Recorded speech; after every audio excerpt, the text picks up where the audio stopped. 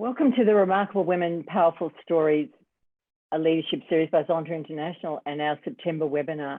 And it's with great pleasure that I welcome Aviaja Hauptmann. Good afternoon, Aviaja. Good morning to you, Lynn. And good afternoon to you. Aviaja is joining me from Davis in California. And of course, as usual, I'm in Queensland, Australia. And today I'm in the city of Brisbane. As a lot of our listeners know, I'm Lynn Foley, the chairman of the Zonta International Leadership Development Committee, and hosting this series is a great pleasure in my diary. I wish to acknowledge the traditional, must be early in the morning, the traditional custodians of the land on which we meet today, and pay my respects to elders past, present, and emerging, and also pay that respect to any First Nations people present. Zonta International is a leading global organisation of professionals empowering women worldwide through service and advocacy. Zonta is now in its second century and has more than 28,000 members in 64 countries, working together to make gender equality a worldwide reality for women and girls. It's now my pleasure to more formally introduce you to Aviaja, who is joining, as I mentioned, is joining me from Davis. And I know in Aviaja's world, in the last 2 months, she's made the big move from Denmark, Greenland, over to Davis, to the university there for her postdoc work.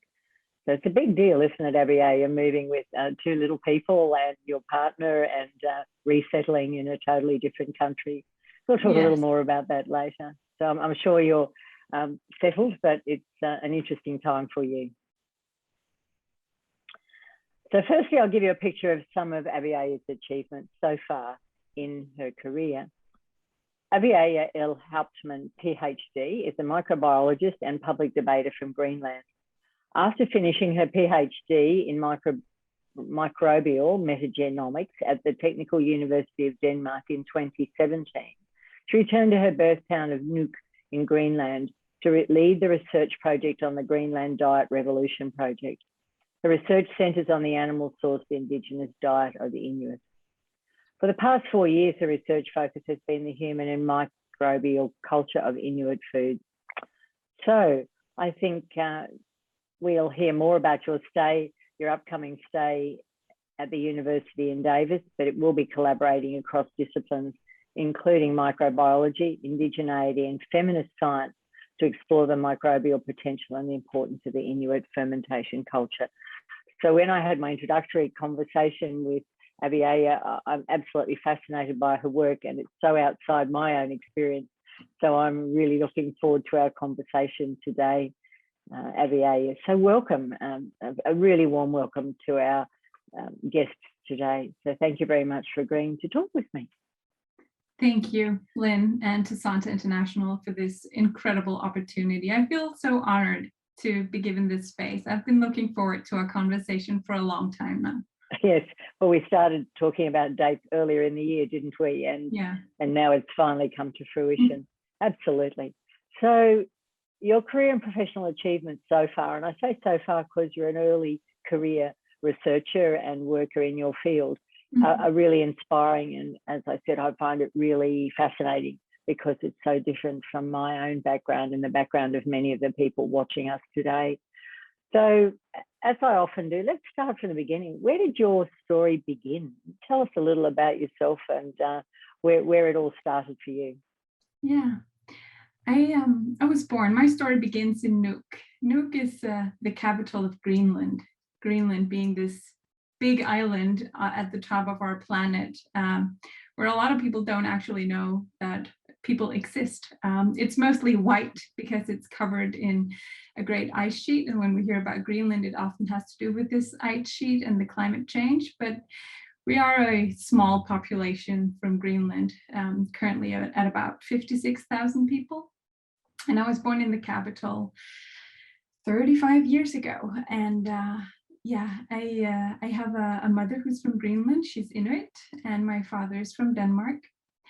And after a short period of time in Nuuk, we moved back and forth a little bit between Denmark and Greenland. And for all of my life, that has been consistent, this moving back and forth between Greenland and Denmark, feeling like I have 2 homes. and always also feeling like I'm missing the other home. So after moving back and forth to Denmark a little bit, we were in Sisimiut, which is also in Greenland, just at the polar circle, for the beginning of my educational time. I guess was started in Sisimiut, where I started first grade, and we were there for 6 years. And when I was 10 in fourth grade, we moved to Denmark, where I had then most of my education afterwards, the rest of my primary school, my high school, and then going to the University of Copenhagen to study biology. And after that, the Technical University of Denmark, doing my Ph.D. Wow, so for particularly those of us in the Southern Hemisphere, and I know some of the people watching today and those who watch the recording are from the Southern Hemisphere, Greenland has always had a mystique, a particular mystique and magic, and it's, as you said, it's that place in the far north of the planet, and who lives there. And I think we often watch tourist shows, and we often watch you know, things that talk about the geography of Greenland and its proximity to the Scandinavian countries. And I know in my world, my daughter's always wanted to visit Greenland. She's been to Iceland, but she certainly wants to go to Greenland. And I think it's such an unusual community. I wonder if you can talk to us a little bit more, because you and I had a lovely conversation about your time on the polar circle and what it's like living there, particularly as a young person in a family such as, you know, in an extended family. So I wonder if you'd spend a little bit of time talking to us about what it was like as a child and the time you spent there. Yeah, so when people ask me what it's like to be from Greenland, or what Greenland is like, it's the first thing that comes to mind is always the nature. I mean, we are only 56,000 people, and it's a massive area of land. So of course, everyone has this very privileged access to enormous amount of Arctic nature. And that's on one side what I find very special about Greenland. But this proximity to nature is also has created through 1,000 years a culture that has a close relationship with this nature. And that is really what I love about being from Greenland, what I loved about growing up there, and what also shapes what I do today in many ways is growing up in a place where our summers were spent with the entire family. My grandmother had 10 children, and all of those children had a bunch of children. So we were about 40 plus cousins from Greenland. And my grandparents would take us all out hunting in the summertime for a traditional hunt. And those are the best memories of my childhood, going there, being with the cousins, fighting, having fun, going hunting, preparing fish for the winter time. And that is really a lot of the essence of what it means to me to be from Greenland, but also what has shaped what I find interesting to work with today, very much so, yeah. Was it your time there as a child that, or the very fact that you are from Greenland and your mum is Inuit, and therefore you yourself are, is that what motivated you to go down the pathway of a career in science, and particularly into the microbial genetics? Or how did that career choice come about? Because I know all of us have interesting stories about how we chose our professions. Yeah, from growing up in Greenland, one thing that I was always sure about was this feeling of love for nature and the environment that I had. Like it was just always there, that nature means a lot to me. So, and I always loved going to school, so I never had any doubt that I wanted to go through a longer education. And when I asked my parents or other adults around me, how can I be working with this thing that I love called nature, and that is called biology. So I was at a very early age convinced that I wanted to be a biologist. And in the beginning, my paternal grandmother, so my Danish father's grandmother, my Danish grandmother, she lived, when I was young, she lived in Zambia, and for a number of years. And we went to visit her a few times. So in the beginning, my thoughts were revolved around large animals, the elephant or primates, and wanting to do something with like elephants. Save the elephants, I think, was for a few years what I thought I would be doing. So that was sort of settled in my mind. I'm going to go to school, and then I'm going to do this thing in university, and I'm going to go and save elephants, whatever that means.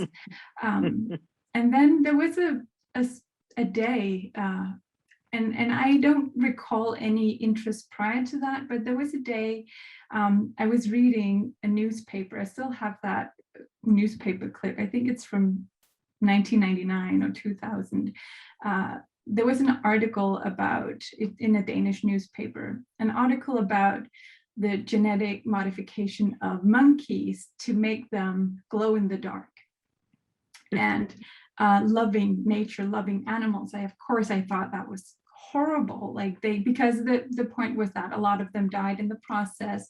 But there was also this new thing to me that of genetics, of being able to understand not just the animals in the large scale, but at the molecular level, that really fascinated me. So even though I was quite opposed to the idea of animal testing, that sort of opened a new understanding for me of something that might be really interesting, which was genetics and molecular biology. So I went into to university with this sort of openness towards both the little things and the big things in biology, but through my studies, I definitely caught a greater interest in the kinds of subjects that would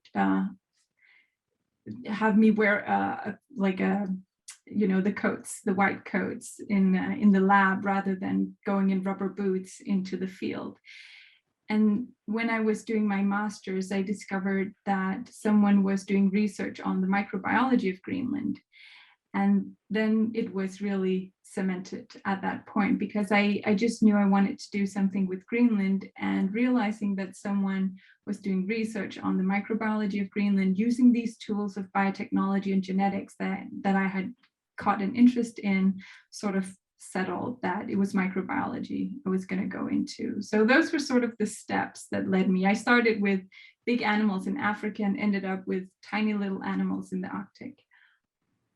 Wow, so it's quite a, as you were growing up and in your teenage years, it was a real shift and change as to what you, I guess it's the fantasy of what you might be able to do around that elephants, all the way through to where you've landed.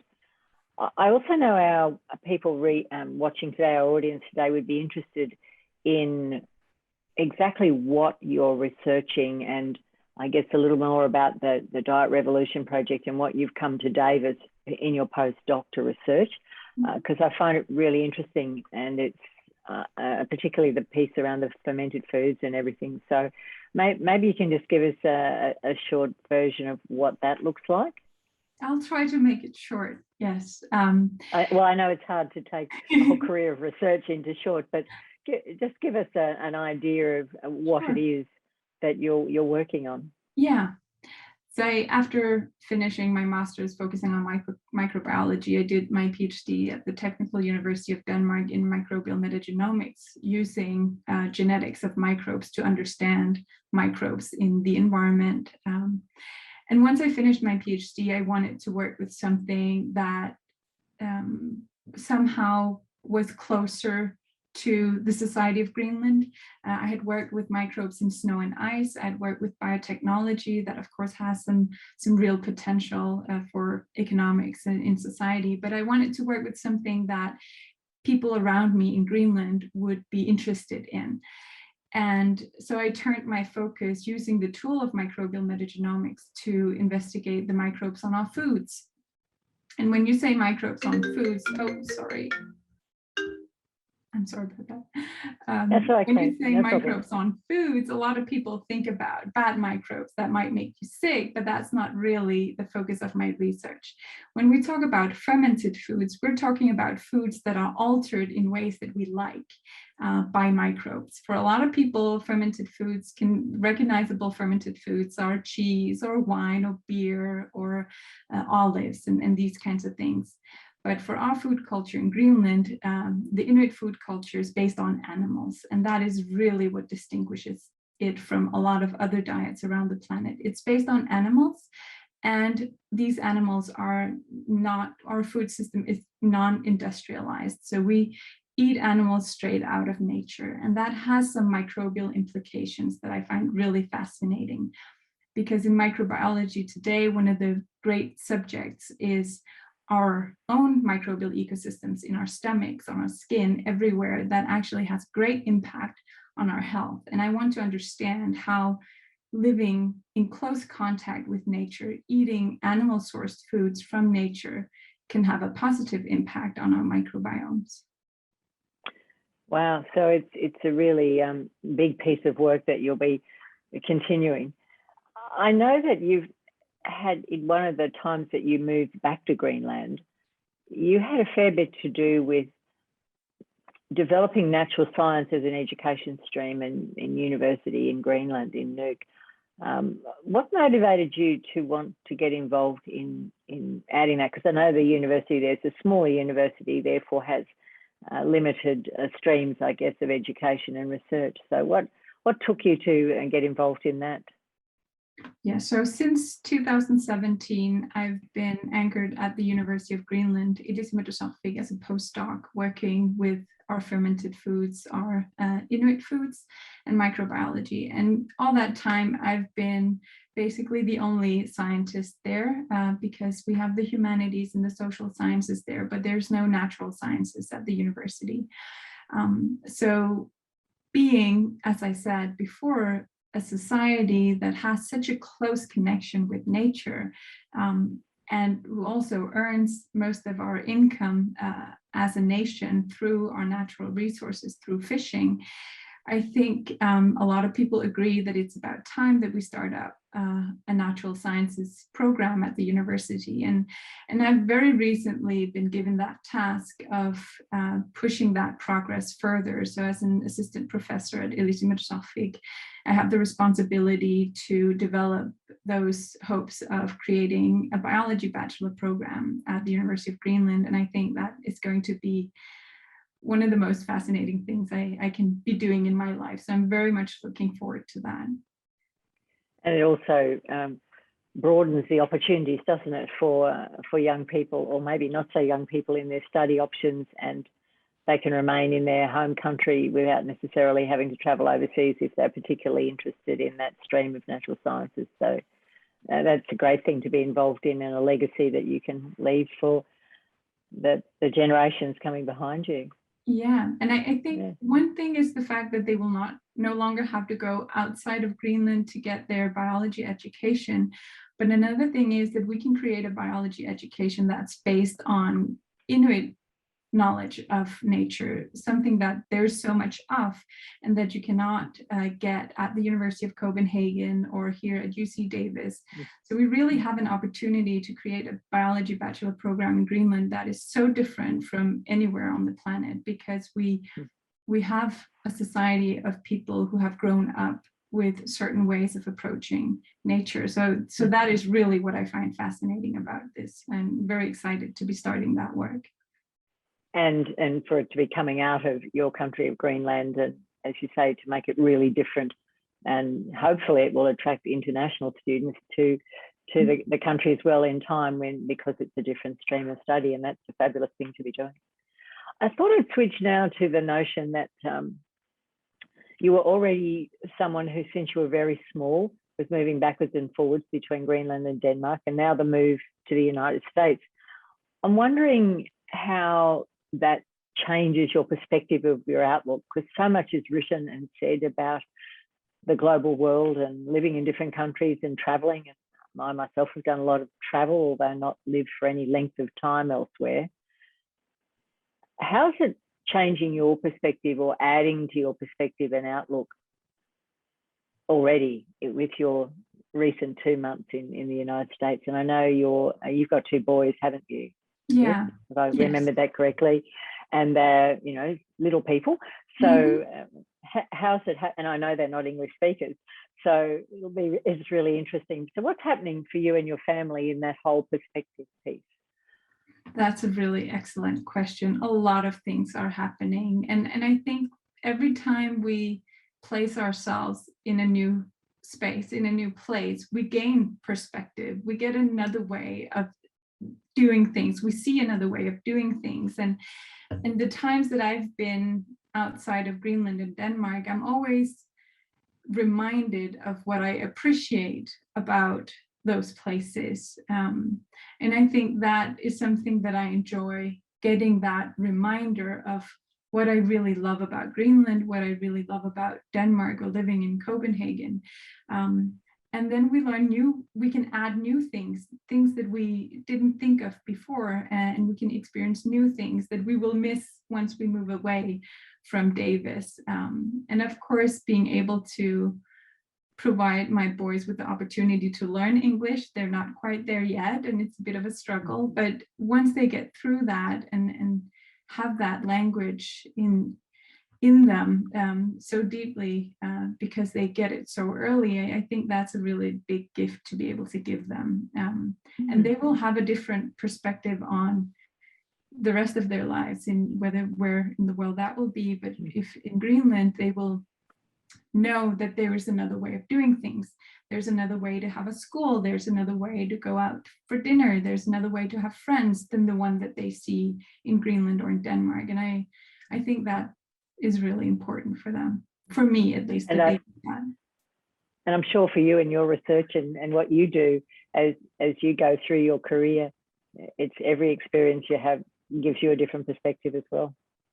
It definitely does, yeah. And I here very specifically, I have the opportunity to work with people who are in very different fields of research than I am. We are a small collaborative of 4 women, where we are 2 microbiologists and a feminist science and technology studies scholar and Native American studies scholar. And bringing those 2 things together is exploding the perspectives that I have, which is an amazing opportunity and the reason that I'm coming here. Yeah, absolutely, to have that explosion of opportunity for you. So let's move now into that place of women in the world, and I'm really keen to draw your thoughts and ideas about it, because firstly, you're a female researching in science, and so much is talked about STEM, all the STEM subjects, and science being a really important part of our current world, as it has in the past, because we wouldn't be where we are without the brilliant science researchers that we've had in the past. But going into the future, and the notion that women and girls are not necessarily taking up study or taking up professions in all of the STEM areas, and particularly science, as much as we'd like to see, which then, I guess, lines up with the gender equity issues that we still see across the world. And those of us in my age group, in the baby boomer age group, had a view we would be much further down the pathway of gender equity than we are. So with that as an introduction, what are your thoughts and ideas on the place of women, particularly in science? And what is it that we need to be doing to attract those brilliant minds in our young women today to join the field? Mm-hmm. I think those are important and difficult questions, but one thing that comes to mind is that I hope that we will also start moving towards, not just seeing how we can get women into science, but also start discussing how science has to be more than it is today. Because women are brilliant, and with time, I'm sure that lots of women will go into science. We could have hoped it would develop faster than it is, but I think that will eventually happen. but I don't think we will be at where we want to be before science also is a different thing than it is today, that women have to be able to do science with female perspectives in the science. So it's, I just think it's not enough to have women in traditional masculine areas of work. We have to change those areas of work so they comprise the way of thinking, the way of understanding, the way of feeling that women often represent. So that is what I find important also, because for the University of Greenland, for instance, almost only women graduate. There are quite few men there. And I think gender equality will not be fulfilled before each subject can have both men and women present, and also their perspectives. It's the balance, isn't it? Excuse me, the balance of the backgrounds and our thinking, and every individual is different, but particularly men and women, and getting that perspective into the research and into the ideas that go forward. And I know you and I talked about it's a poorer world if we don't have the thoughts of women and the ideas of women, and so much of what is created or researched will only have that one perspective, and then it doesn't work for the other gender, and we wonder why. Yeah, it's an interesting place, because one of the pieces of data I picked up in researching for our conversation was back in 2019, just 2 years ago, the UNESCO figures said that 29.3% of researchers across the world were women in the STEM areas. And so, and it puts forward, the report, a number of reasons why women don't enter the STEM field. And then, of course, they don't move on to leadership and company directorships and all the other things that we talk about a lot and try to make a difference in. As a younger researcher, you balance family, study, work, and everything to do with that. And I know it's been a theme in all of the discussions I've had so far. How do you manage that? You know, you've got two little people, you're studying, you're moving, you're doing a household. How do you manage all of that? I don't know that I do. Some days I don't feel that I am managing it. But we are two parents, and that is one thing that has been a prerequisite to make this happen. And so I guess I'm so fueled by what I do that it fuels my family as well. So that is a lot of, I'm given the space and the time to do what I do because I am so passionate about it. And I think it's difficult to point out one thing that makes it come together other than collaborating and communication within your family. I don't have any magic that makes it happen. And as I said, some days it doesn't come together. Some days it feels like it's impossible to have two children and a scientific career and a family and friends. But it's also, I guess, one thing that has been important to me is to learn to say no to things, to prioritize, to think very harshly on what I want to do and what I don't want to do. That helps a lot. And because I used to be a much more active public debater, for instance, and politics was always something that fascinated me. But at some point, I just decided that everything that has to do with politics, I'm just going to turn it down and close it off, because I can't do both that and this other thing. So that is, for me, one thing that I've had to do, to really choose what to focus on. And I don't do yoga. I don't go out with girlfriends once a week, or like, there are things that I don't do because I spent the time with my boys and my husband, and I do my research.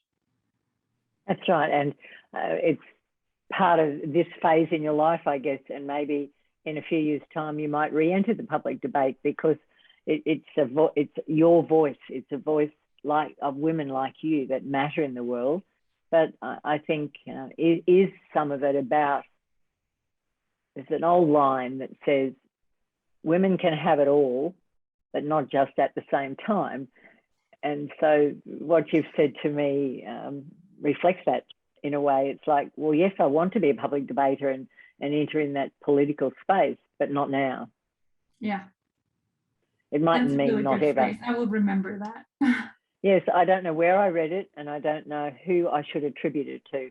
There'll be somebody that I should attribute it to, and I don't remember who, but it's a great way to think of the world, isn't it? Like, we can have it all, but maybe just not at the same time. And when we have that, depends on our lives and our families and what works. So I do hope you will enter the public debate arena again at some time when it suits you, because the world needs voices of women such as yourself who are deep in research and have so much to offer to our future and the future for our children and grandchildren, I think. Okay, let's move a little bit more on to you as a human. On the way through university and where you are now, and at a very well, I suppose a strong time in your career, have you had mentors? Have you sought out mentors, or have they come your way? And if so, what value have they brought to you? Yes, I've had mentors. I have mentors, and some of them have been more formal mentorship relationships through university, for instance, and some of them have developed organically. And I would say until I met Santa, most of my mentors have been male because of this world that we are in, where most of the professors that you would meet or the professionals in different areas are, and the role models are often men. So I've had both wonderful male and female mentors, and through Santa, that opened up a group of incredible women to me that are so supportive and so experienced also compared to me, and that has been a great privilege of mine to get to know Santa and the women at Copenhagen Club 1 that I was in Denmark.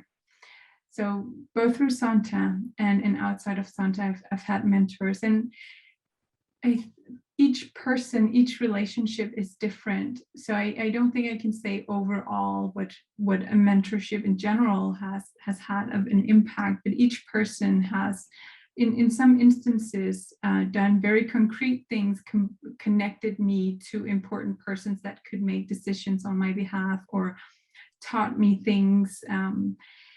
I think overall it's so important that we are open to having mentorships, and once we are further in our path, also the other way around, that we give that back. And that's something that I certainly learned through Santa, that these women who just look you in the eye and say, if there's anything I can do for you, you let me know, and to take that and pass that on to the coming generation of early career scientists, being there as a woman, as an Indigenous person, as an Inuit, to anyone who thinks that you have some experience that they can gain from, and saying that you are willing to mentor them. That I think that's something that I've learned from my women mentors in Santa.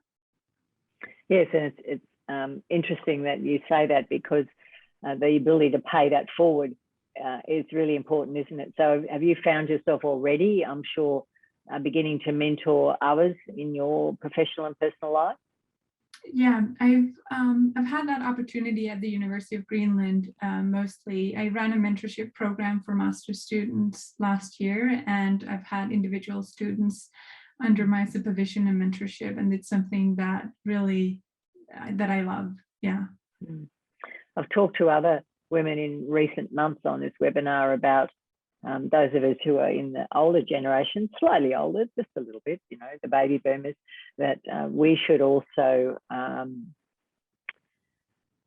make sure that we have someone who's down in their 20s and 25 and 30-year-olds as a mentor for us, because we need to be listening to the voices of young women and young men and learning from them, and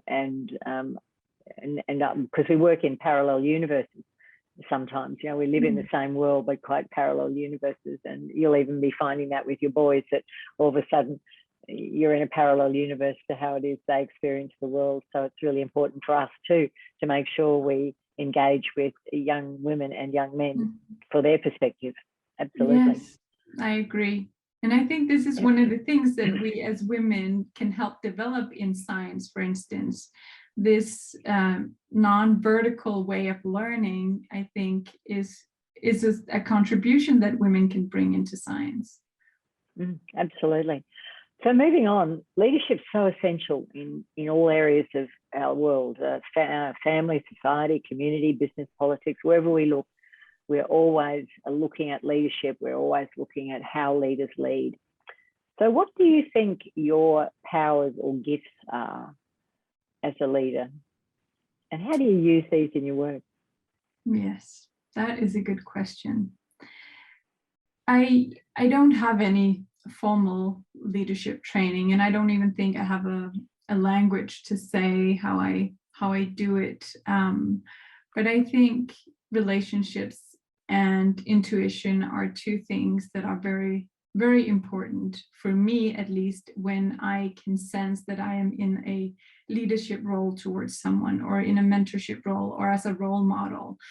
I think it is important to continuously convey the idea that it is about that other person. It is not about them becoming like you.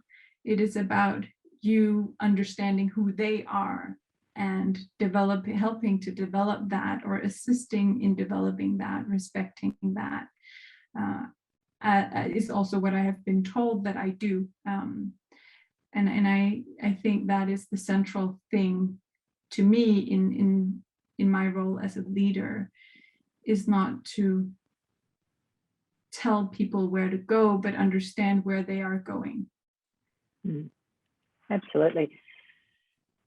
So along the way, what do you think's been your toughest challenge so far, or roadblock, either in your career or as a leader? And how did you work to overcome this? Because it's a theme I pursue in these conversations, because it's that overcoming of things that get in our way that determine, I think, the sort of person we are and our resilience. So I'm just wondering if you've got something like that you're willing to share and tell us how you work through it. And perhaps while we're there, who supported you when things weren't going well? Yes. So that's a very personal question to me. And I think the biggest challenge, so I've said this before, school was always something that I enjoyed, and my plans have pretty much followed step by step. So I wanted to do this, and that happened. And then, I mean, my mom says I'm born under a lucky star, and I believe her, because I've definitely been able to follow my dreams as I've been wanting to since I was a child. And then at some point, a couple of years ago, when my first postdoc was ending, I found myself trying to reach out for the next step and not finding it. And that was actually a pretty difficult time for me, which brought up a number of things. Am I not going in the right direction? Am I not good enough? Or are they not acknowledging what I do? And all of these things. And that, like, going through those emotions and kindly setting them aside, picking myself up, creating new plans, making other things happen, was a good learning phase for me. It was tough, but it was good, and I think I needed it. And it's definitely, I mean, it brought me the same direction that I wanted to go, but with much more experience. Yes, so it's we all have different ways, don't we, of managing things when those roadblocks get in our way. When you drop to a low point and you just go, oh, something happens, or your confidence takes a tumble, or your resilience gets low, what or whom do you rely on? So do you have someone around that boosts you? How do you get through those times? Because all of us have those moments or times where we take a hit and we just go into a bit of a slump maybe. So how does that work for you?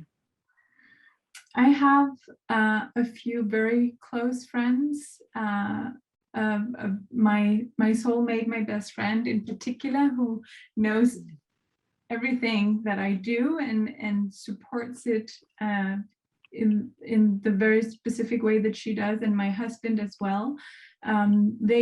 Because I just love what I do so much, and I talk about it all the time. I have my husband and my very close friends who know everything that's going on in my head, and feeling that they support me also when I start doubting it is definitely what brings me further. And people who are kind to give compliments or to say that what you do is really important, or what you do is very fascinating, is also what keeps me going. And of course, just that I can't really stop it, because it's what I love to do. So that it is what gives me energy. So even if I'm struggling with work, doing what I do really gives me that energy. But I have to say, mostly it's my very close friends and my husband, and their support.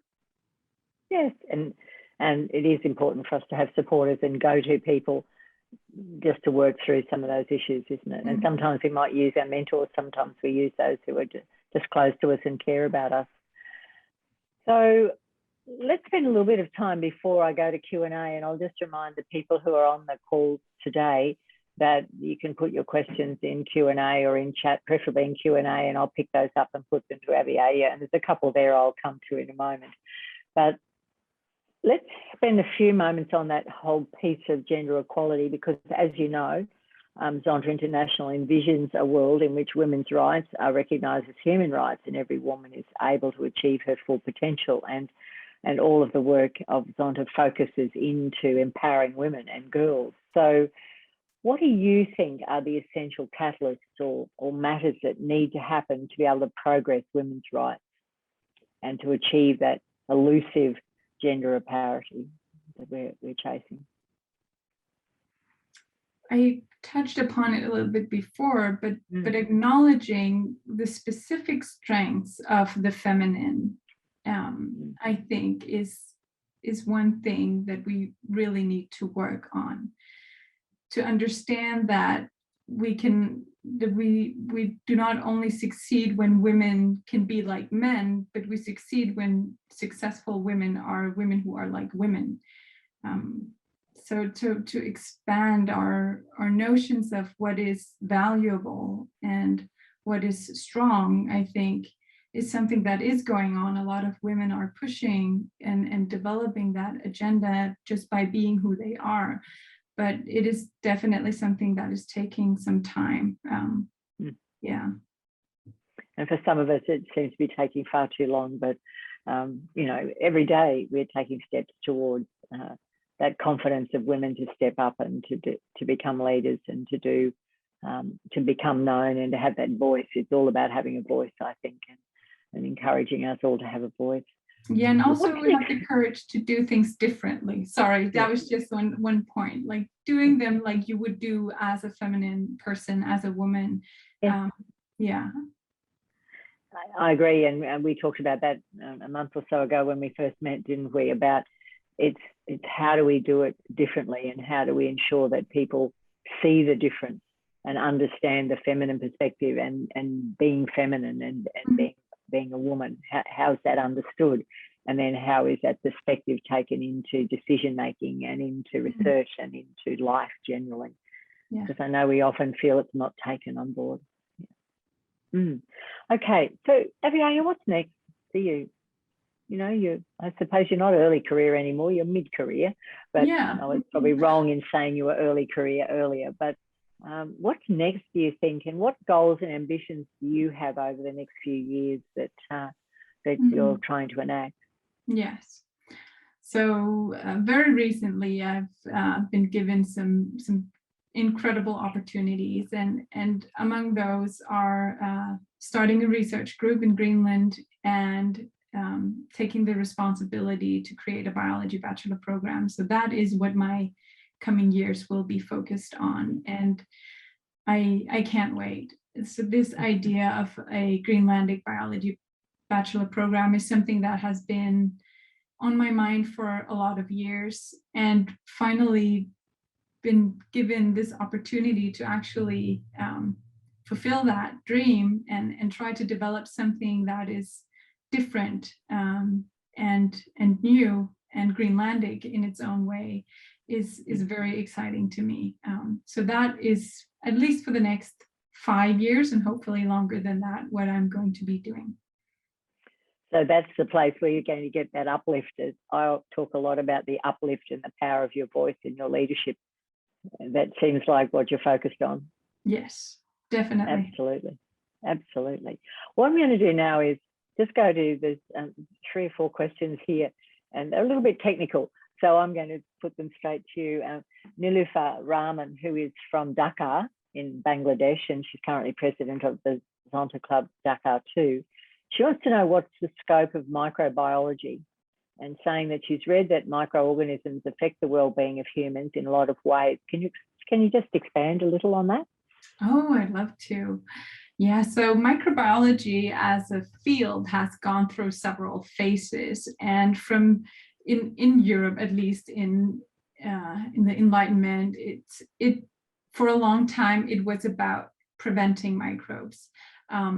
Because when we first understood microbes, we also understood how many of our diseases are caused by certain microbes. For a long time, we thought microbes were bad.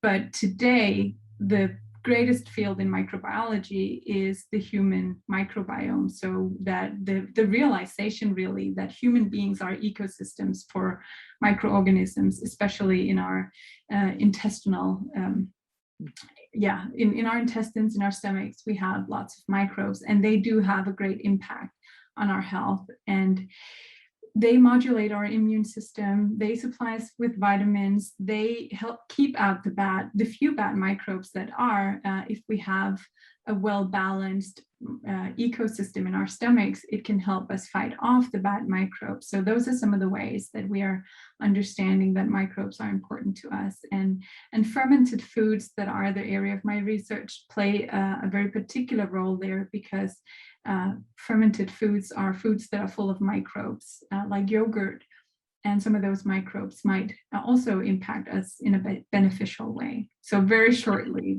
those are some of the scopes of microbiology today. Thank you for that question. And that you've just moved into the next question I was going to put to you from Gillian Wilson, and she says, tell us a little more about the Inuit fermented foods you are working on and how it affects the human biome. So you started that. Do you want to just continue that a little? Sure. I cannot say yet how it impacts the human biome, because that is still ongoing. I'm working on that currently, but we've sort of mapped out what fermented foods we've had historically, because the diet in Greenland has changed dramatically through colonization. Greenland was colonized by Denmark 300 years ago, and in the past 100 years, our dietary habits have changed a lot towards the Western diet habits. So a lot of our fermented foods are very rare.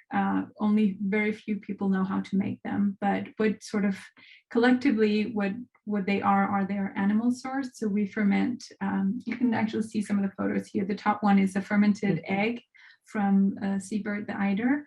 And the middle one is a fermented bird, the little auk.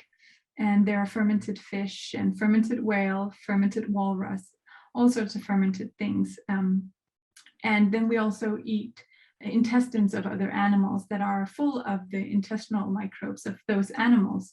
And what my research will be focusing on for the next 5 years will be how, to what degree those microbes from our fermented foods, from eating the intestines of other animals, like the stomach content of the caribou, which used to be a highly valued delicacy, how that impacts human health. So yeah, I hope that answers a little bit of the question. So there are many different fermented foods, but we can't really say how it impacts us quite yet. But one of the ways is that it helps supply some of the nutrients that you can't get when you eat a mostly animal source diet. Thanks for that. That does extend the explanation. I'm sure the people who've asked that have gained some information. There's another one here from Anita, and she's talking about how she heard, I'll need to read it, heard the president of Memorial University talk about the projects the university is running in Labrador in order to reach out to the First Nations, Métis, Innu and Inuit. Is there any chance of University of Greenland reaching out and establishing a cooperation? So I suspect that might be a question you can partly answer, or we can make sure we put you in touch with Anita, who's online today, or perhaps at the end, I might just say if anyone wants to contact you, how's the best way to do that? And I can get that information from them and pass it to the people who are on today. Anyway, so that's the question, any chance of the Uni of Greenland establishing a cooperation? Yeah, definitely. If it's if it's relevant to all, I think I don't hear any specific area to cooperate on, but just in general, I think Greenland and Greenlanders have realized how important it is for us to start collaborations in the circumpolar north. And because we are a colony of Denmark, we've had most of our trade, most of our cultural exchange, most of all of these things today are still aimed towards Denmark and Scandinavia. But I think in Greenland, there's a realization that we can also turn our attention towards the circumpolar north. Great, thanks. There's a question here unrelated to that, and I'll give a bit of background. In my last conversation, we were talking with an Australian woman who is doing a lot of work around the child marriage space. And as you would know, ending child marriage is one of the international projects that Zont has been working on for quite some time. So the question again comes from Nilufar in Bangladesh.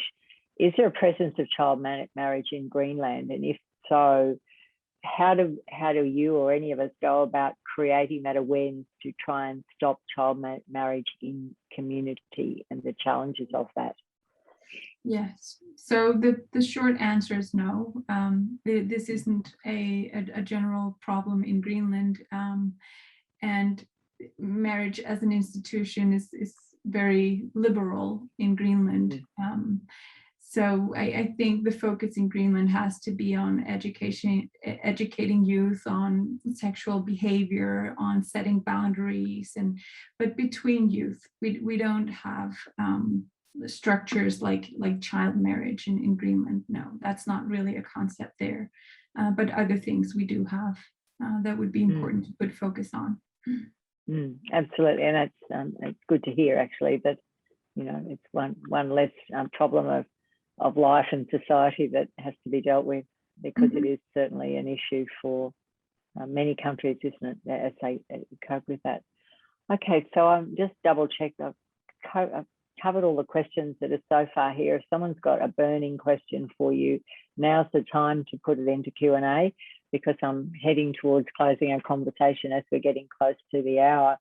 So Aviaja, the work you're doing is in the microbiology space is really interesting. And I think once you've finished a postdoc and your work, it's going to have, I suspect, a big influence on what happens for us in our bodies, and knowing more about fermented foods and how we can choose to use those to give us a healthier body and to improve our well-being. So it'll be very interesting to see where that ends in your work and the work of your colleagues, both in your current university, Greenland, and across the world. I think it's fabulous. So thank you. And I really do thank you for your time and your preparation in engaging with us today.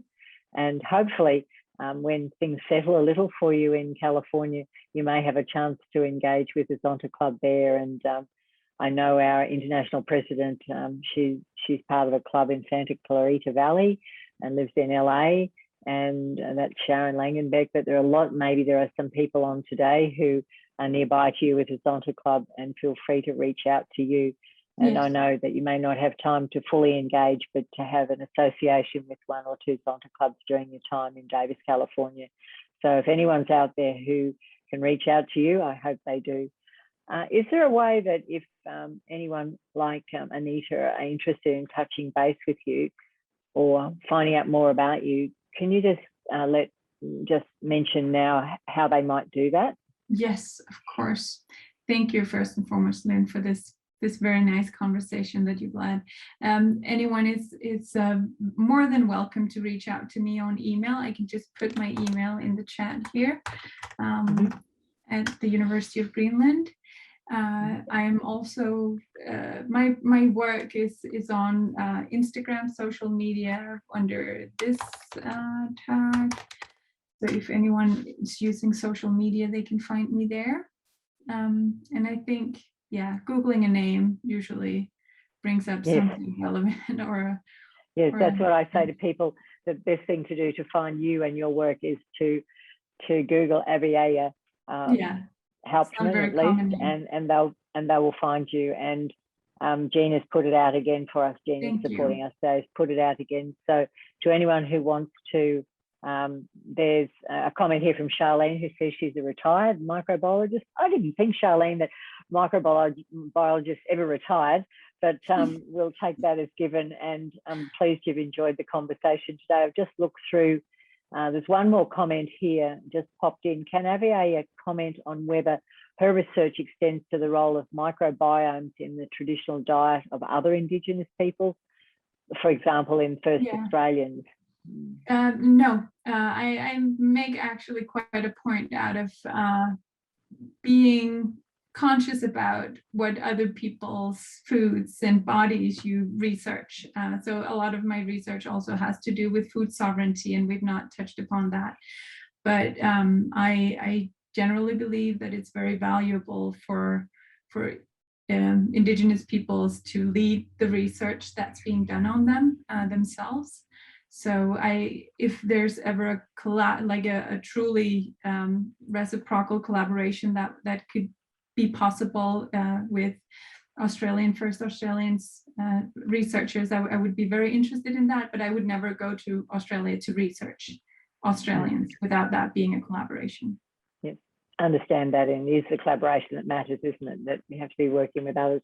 Charlene's just said she's back working part-time. As I said, I think as women, we really never retire. We just move on and do different things or whatever. So people are really happy with today, saying it's good to see food research done in a scientific and open manner. So it's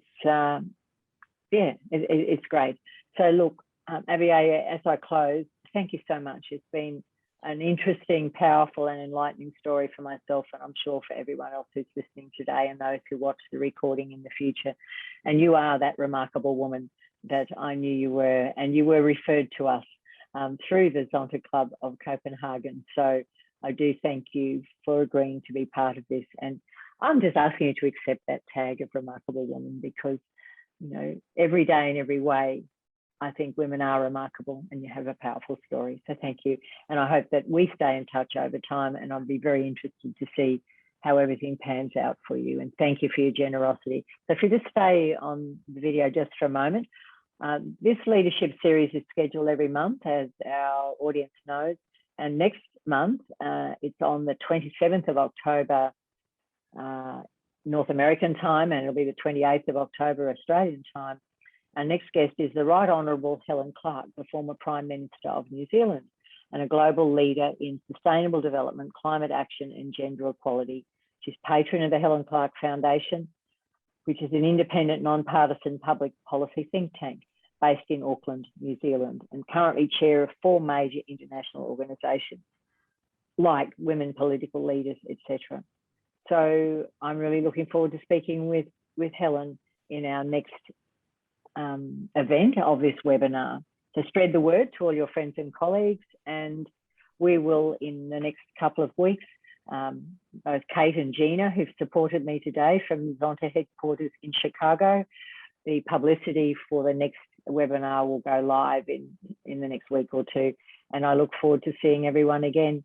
So thank you very much, Aviaja, and I'll make sure you know about our future ones and you can pass them into your networks as well. So thank you so much.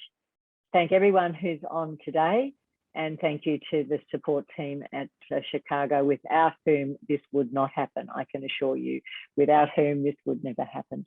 So thank you.